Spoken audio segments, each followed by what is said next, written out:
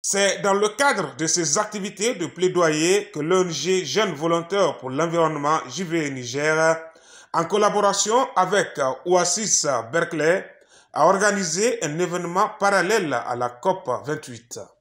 Il s'agit d'un dîner d'échange autour de l'interrelation, le climat, la population, la santé et le développement. À travers cette initiative, JVE Niger entend engager des discussions en vue d'amorcer une dynamique régionale pour la prise en compte des questions relatives à la santé, la démographie ou la planification familiale dans les politiques d'adaptation au changement climatique.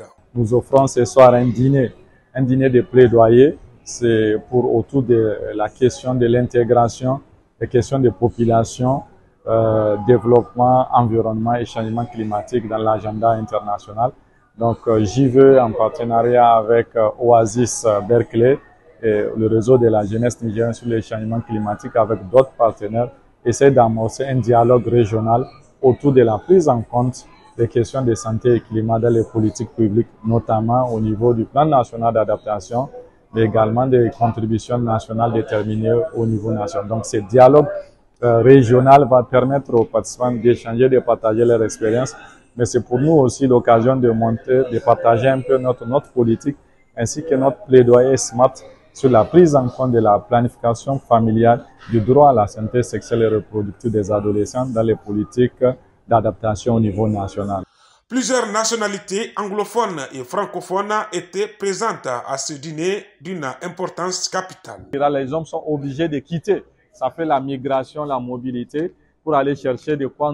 La problématique même de la croissance démographique et son impact sur les ressources que nous avons ne date pas de maintenant. Si on veut faire un peu d'histoire, voilà, avec un Thomas Malthus, le démographe qui avait déjà lancé la lettre déjà au XVIIe siècle.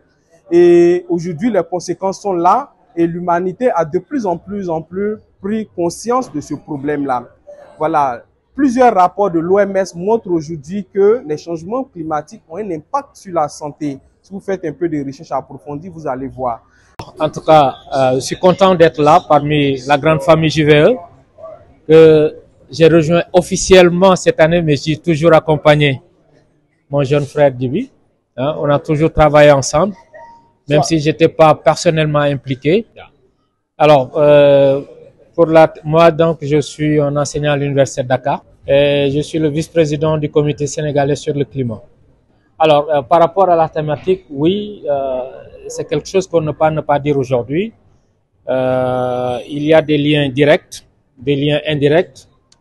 Et au niveau national déjà, dans l'élaboration de notre plan national d'adaptation, on a eu à mener des évaluations au niveau national et au niveau régional.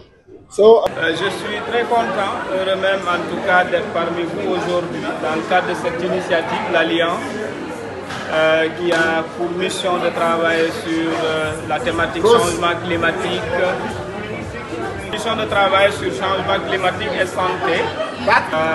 Nous espérons très bientôt en tout cas accueillir les partenaires qui envisagent au moins travailler au niveau de l'Afrique de l'Ouest, notamment le Sénégal, le Mali, le Burkina éventuellement, en tout cas les pays de la zone UEMOA.